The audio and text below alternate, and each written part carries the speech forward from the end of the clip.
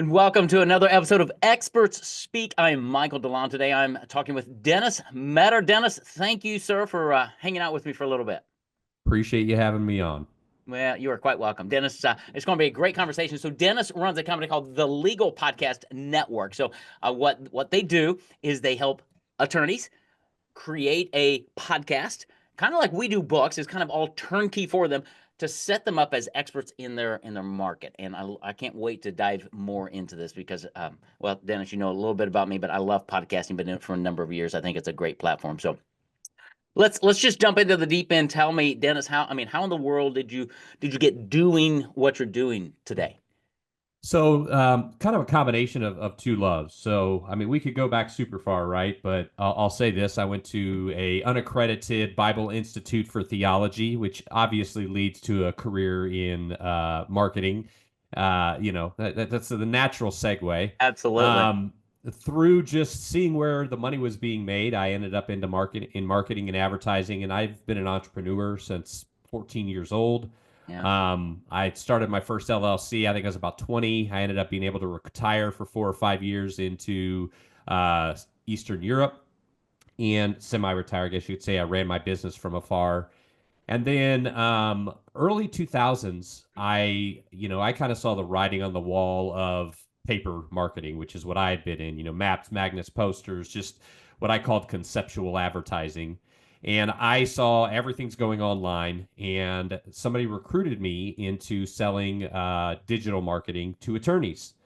Mm. And I learned very quickly that I enjoyed working with attorneys. You don't have to use emotional selling, you don't have to use spin selling, and, they know all the sales techniques. So the best way to work with attorneys is just be brutally honest with them. If they ask you a question and it's a hard answer, give them the truth. And when they say no, they're still open to talking. Like you could say, well, have you Mm. considered this? And they'll use logic and they'll say, okay, yeah, that sounds great. Whereas when you're selling with emotion, man, you've got those people on the other side, and they go from like, yeah, I know, to how dare you, sort of a Yeah. mind frame. And so I've always enjoyed working with attorneys. That's been the majority of my career, 20 Mhm. 20 plus years. Um, Podcasting was something I was doing just as a side passion project. I ended up doing a big project in Austin, Texas, for I think I did 60 or 70 episodes in like 3 months. And what we would do is we would set up. I had 4 cameras.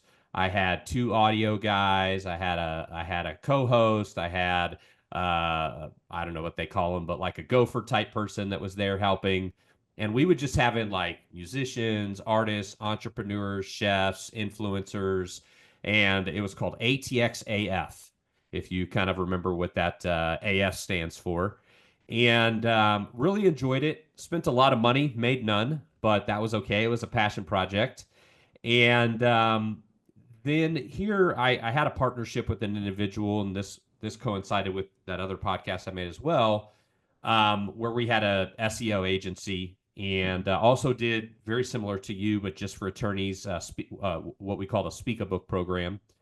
And the partner, he executed his buyout with me Mhm. a little over a year ago in December. And I had had a number of attorneys say to me, well, do you guys do podcasting? Do you guys do podcasting? And when I talked to my partner about it, he didn't want to do it. He didn't want to touch it. He wanted to do a answering service. So when we split, I keep a book of business ideas. I'm of the opinion, take everything away from me, give me my notebook and a laptop and an internet connection, and by the following Monday, I've got a new business going, and I'm up and running.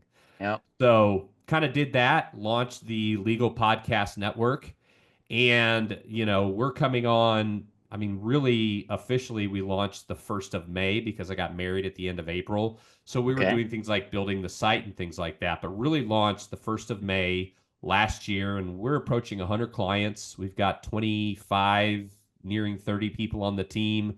It's just taken off like gangbusters. So working with attorneys, being in the podcasting field, and seeing that need, that's what really was the impetus for me to jump in and make this my next project.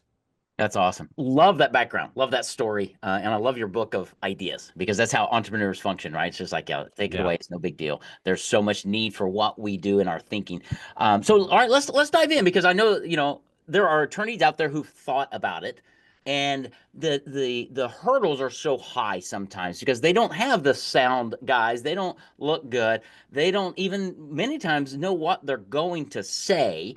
And Yeah. so starting a podcast seems like this mountain that they're going to have to climb, and what you have been able to do is just really bring that down to a molehill per se, an anthill, to say no, Yeah. no, we can make this happen. Get conceptually talk about the process first of how simple you make it, and then let's dive into some of the benefits. Why does an attorney even want to do it? But let's talk about how simple you've made it for an attorney to actually create a podcast. So absolutely. So we use, question-based podcasting, pretty much using it to generate content. And when we sign on a client, what we do is, first of all, we make them exclusive for their client type in their market. So if they're a divorce attorney in Chicagoland, we're going to sign them up, and they're going to be the only ones in Cook County and Lake County that focus on family divorce. Mm-hmm. And then what we do is we do an onboarding with them, and there's three main things we want to find out. We want to find out their ideal client profile, their Mm-hmm. ICP. Who is that client? And it's not just, oh, I want divorces. It's like, okay, you want divorces, but you want simple divorces, you want custody issues, you want high asset divorces, you want to just work with women, you want to just work with men. Like who is the client for you that if you did nothing but serve that client, you feel like this would be much more fulfilling for you. Right. And usually attorneys have that. So we dig in on who their ideal client profile is. And then we look at their jurisdictional profile because, obviously different laws in different states, different, like, they could say Chicago, but there might be certain neighborhoods, zip codes, Yeah. counties that they're like, I don't want to touch those areas. I just want these markets. So then we use that for like our keywords on the front and back end and hashtags and what we put in YouTube Studio and all of that fun stuff. And then we look at their brand profile because Mm-hmm. if it's not an authentic brand, like if we have this guy that's just like, hello, yes, that is correct. We're not going to be like, all right, you're going to be the cowboy divorce lawyer of Dallas, and you're going to start off with, yeehaw, welcome to our show. Like it's not natural. Right. So we want to play to who they are naturally. Most attorneys will say this: if you put them in front of me, I'll get them as a client, right? They all say that. Here's the Yep. problem, especially since the pandemic, people don't want to sit in front of you. Right. 82% of people will check you out online before they ever call you. And even then, they want a phone call. They want maybe a Zoom call or something like that. But they don't want to come in and sit down. People don't have time for that. People feel like, it's a waste of their time unless they know this is the person. So we use that to then build out what we call a content plan. I actually have a lady on my team. I've worked with her for 7 years. She came over with me from my former company. She come over with me, but she came over after I started, and she was like, "Hey, you got a place for me?" And I'm like, "Yeah." She's Yeah. interviewed thousands of attorneys. She's done, interviewed them for the purposes of website content, for book content. So she knows how to get to the heart of the matter with these attorneys and create their content plan. So she interviews them and she puts together a content plan. We then take and we do these, it's like a half-hour session. We'll create one podcast. It ends up being about 17 to 21 minutes. It's Right. about 7 to 10 questions. And we send them the questions about a week ahead of time, gives them a chance to review the questions, prep if they need to. And it's very simply what I tell them is, listen, we're not trying to create a new persona. What Right. we're trying to do is take who you are offline and reflect that online, because you're telling me who you are offline wins business. Yeah. So if we can properly reflect that to your advantage and show your expertise, show your authority, show your knowledge, show your background, show your experience to potential clients, then it's going to be a natural progression for them to want you as a client. Yeah. So they sit down. We normally either do a 1 hour session, which is 2 shows, or a 2 hour session, which is 4 shows. Mm-hmm. And then we provide the host, we provide the questions, we provide the front and back end production person. So they sit down. We make sure that the camera looks good, the lighting looks good, their sound looks okay. We do what we call a tech check ahead of time. And they just sit there and I say, listen, just pretend like you're doing a normal Zoom call, pretend like you're sitting across from your potential client. My host is going to ask you the question. You just answer the question like you would at any other time. Yeah. And then we're going to harness your natural, innate ability to talk to your own advantage. And Yeah. that's what we do. We just take that. We then create the episode. We put that on about 22 different audio channels, 3 or 4 different video channels. But beyond that, now we've got something to work with. So we've got this video. We create shorts and reels out of it. Every episode, we create about 10 shorts and reels. We also are now beginning to create audiograms where we take, just the little snippets, put that over. So now, not only are we creating a podcast, we're creating a whole entire marketing system where if they do one show a month, they're going to get 20 posts on, and we plug them into this system. And it could be Facebook, Instagram, LinkedIn, Pinterest, Blue Sky, X, Twitter, like anything that they want to be on, because it takes us the same amount of time.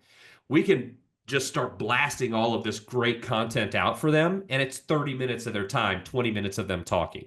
Yeah. And so we try to make it super simple about things that they already know about. And, that's where I feel like we do the most service, because somebody recently said to me, like poor people buy luxuries, and I went all the way up to rich people buy time. And that's what we really sell, is we sell time. We maximize a very small amount of time to create a month's worth of content for them that they're just basically hands off with. Yep. That's great, man. What a great overview. Thank you. The other thing that I think I would assume scares may not be the right word, is inhibiting some attorneys is like an interview. Oh, I'm going to have to show up like I'm on Oprah or something. And the reality is, because I've watched some of the shows that you guys have produced, is you see the attorney actually talking with the interviewee, the host, the co-host, and it's very comfortable. It's very casual, even though the attorney's in their office. Their attorney, but it's that you've got a relationship with the attorney that lowers some of those barriers that they bring, right?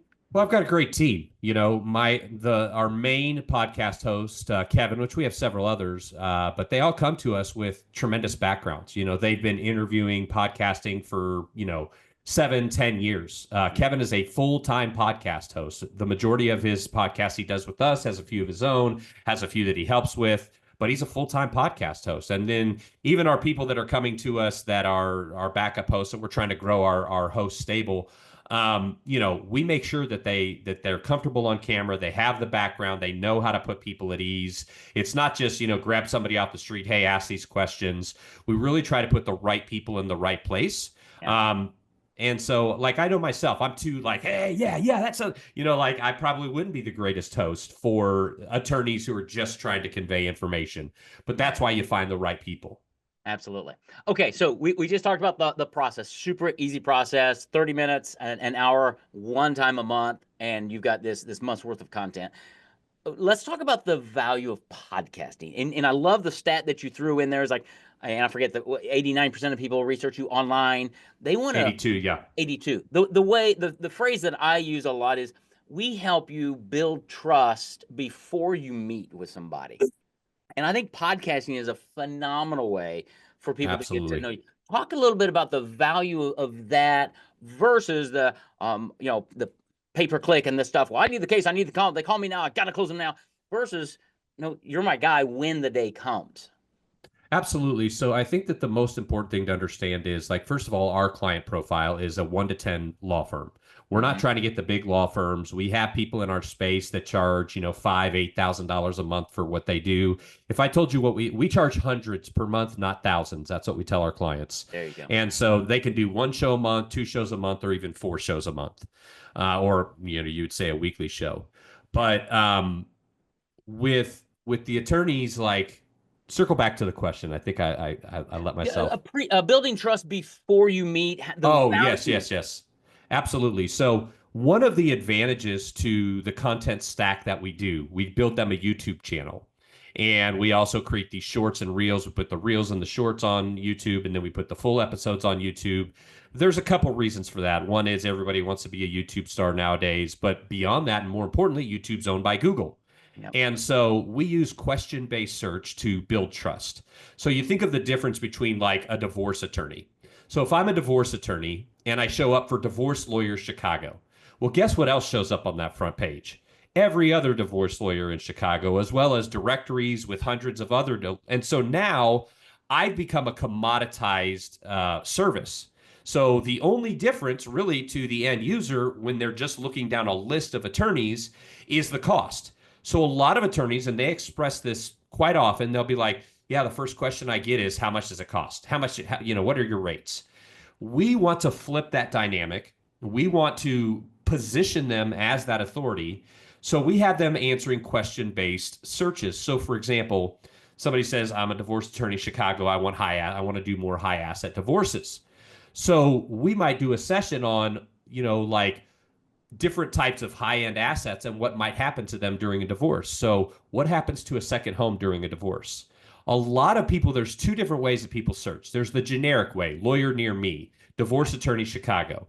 That typically tends to be a person who doesn't find value in what they're searching for. But then there's a lot of question-based searches that happen. What happens to a second home during divorce? Is the mother automatically awarded custody in Illinois?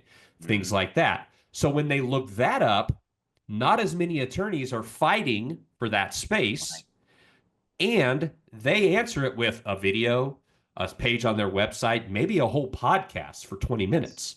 And so by the time somebody comes to the attorney, they've answered questions, they've assuaged fear, they've given clarity. And so instead of being asked, well, how much does it cost? It's like, how much would it cost me to be able to work with you? Right. That's a vastly different question. So we're trying to use that. I tell these smaller firms, listen, you've got these big firms. They've got huge budgets. They spend more per month than your firm makes in a year in marketing. So knowing that, you've got two choices. You can try to outspend them, but that's not going to happen. So then you need to outposition them. Yep. And by outpositioning them, using a mechanism like this or a book or whatever it is, you're positioning yourself differently than just another attorney in the marketplace to choose from. Absolutely. I just want everybody to stop and rewind for the last 5 minutes. Just re-listen to what Dennis just said, because that applies to every business owner, not just attorneys, but especially for attorneys, because it's so competitive. And we work with a lot of same clientele with attorneys, right? I'm with the smaller guys who are building, who have heart behind what they do, and they're amazing at what they do. They just get outspent. And the beautiful part is there are ways to pivot that through positioning.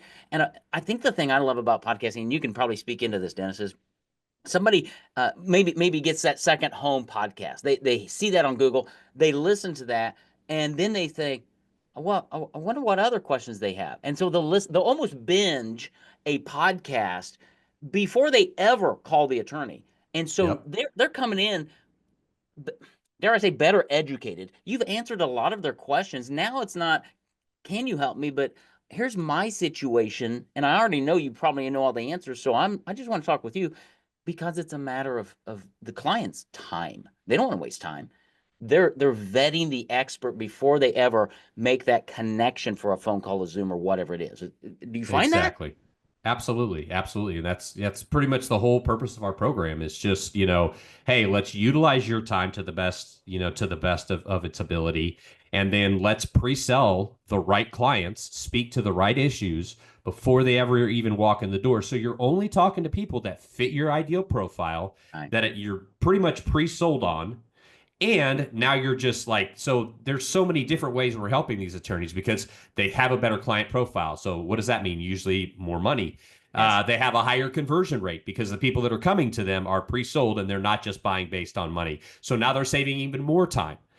So there's so many benefits to any program like this that's about thought leadership, that's about authoritative positioning, whether it be through podcasting, whether it be through a YouTube channel, whether it be through, and we try to do both, but or a book or whatever it is. Right. Yeah. And having the ability of people to carry you with them on their phone, so that when they're driving, when they're on the train, when they're whatever they're commuting, they can sit and be listening to you. And the emotional impact of hearing somebody's voice talking with you for 18, 20 minutes, you start bonding with them emotionally. And a lot of times that's a Yep. subconscious thing. But when you bond emotionally, even with an attorney, you're more likely to give them your business because they become somebody you trust. I mean, you think about the whole celebrity culture, this isn't creating celebrities per se, but the celebrity culture, we feel like we know people that have no idea on the planet of who we are. Absolutely. And if we had the opportunity to go up and talk to them, we would take it. And we're kind of doing that on a much smaller scale within a very specific niche Yeah. for our clients. Yeah, absolutely. I look at, I take my clients, I'm like, let's look at some of the major brands, the Tony Robbins or the Sue Zormans or whoever. I say, how have they become that? Because they're not that smart, really. They just happen to have books and podcasts and videos, and you can do the exact same thing in your market when you Yep. have this leverage. And I know, Dennis, you guys have made it so turnkey by providing virtually everything that an attorney would need to create podcasts, launch podcasts, position themselves with consistent marketing. And I think people Hmm. need to understand that you record one time a month, let's say, a couple hours or so, you've got content for the rest of the month that stays there. And that's the other thing, Exactly. right? It's evergreen. It's evergreen. Yeah, absolutely. One of our biggest selling points is like if we call up an attorney and we're like, "Hey, have you ever done a podcast?" They're like, I was on one about 3 or 4 years ago, and I still get a case here and a case there from it." We already know that's a client. It's Yep. just a matter of, is it going to take a week or a month? Exactly. So it's definitely one of those situations. Yeah. And people find it, Google finds it, it's out there. It it is just one of those opportunities. You've gone to law school, you're an expert at what you do. This is a great way to tell lots of people. And I think that my background's in Christian radio years ago, right? And I loved radio because it was a one-to-one medium and a one-to-many, because most of us Right. listen to radio by ourselves. Books are the same way. Podcasting is the same thing. So you're speaking to one person and you just multiply it by how many people you can reach. And the way that you've done it and leveraged all that content, they're able to reach thousands of people who then come into their market and say, "Oh gosh, I now need a bankruptcy attorney. Oh, he's got a podcast. Let me listen to that. Do I even like the Yep. guy? Oh, yes, I do." And it's just step by Exactly. step. It's just bringing them into that. And the other thing that we do, I didn't even mention, but we take the transcripts and we edit them into FAQ content and put them on their website, which helps with, I always tell people custom content on a continual basis that keeps people on the page will always kill it in the algorithm. So, when you have that sort of stuff in place where we're just stacking, stacking, stacking, it's like, listen, if we don't help you this way, we're going to help you this way. If not this way, it's going to be this way, but we're going to get you a freaking client, whether it comes through shorts, social media, website content. We're building what we're calling quick question videos, which is essentially just like a 3 to 5 minute where it just answers one question Yeah. beginning to end. But we're always finding ways. We're getting ready to launch 2.0. When we started, it was for every episode you did, you got 3 pieces of content. Mm-hmm. We are about to launch for every episode you do. It's going to be on a once a month. We're going to be doing 20 pieces of content. Wow. If you're doing twice a month, we're going to be doing 60 pieces of content. And if you're doing a weekly show, we're going to be doing 90 pieces of content and so you're going to be either posting every weekday, every day twice, or every day 3 times, because that's what the algorithm wants. So Right. we're trying to feed the algorithms the way they want them, and to our clients' advantage. That's amazing. All right, Dennis, I think you and I could talk quite a long time about this because I love podcasting and I know what it can do for an attorney. How does an attorney reach out to you, your team? What's their next step in this whole process of going, maybe this is right for me? Well, there's 2 ways. One, if you want to talk to me personally, LinkedIn, Dennis R. Meador Jr. is, I think I have my whole, name on there. 2 N's with Dennis, and then Meador is spelled like a meadow, but with an R on the end instead of a W. I'm sure it'll be in your little notes down Oh, below yes. or whatever, in whatever outlet this is in. Or go to our website, like the Ohio State University, There you go. the legalpodcastnetwork.com. There's a couple of places to fill out a form to have us contact you. We'll have a little 5-minute call just to make sure you understand. For the most part, we literally call and say, here's 4 quick bullet points. If you like what you hear, we'll set up time. If you don't, at least you made an educated decision, right? So Yeah. 4 quick bullet points. They get on a calendar. They meet with myself or one of my executives, and most likely my executives as we've been growing. And they just take about 20 minutes, explain the program to them, show them all the benefits, show them the packaging and the pricing.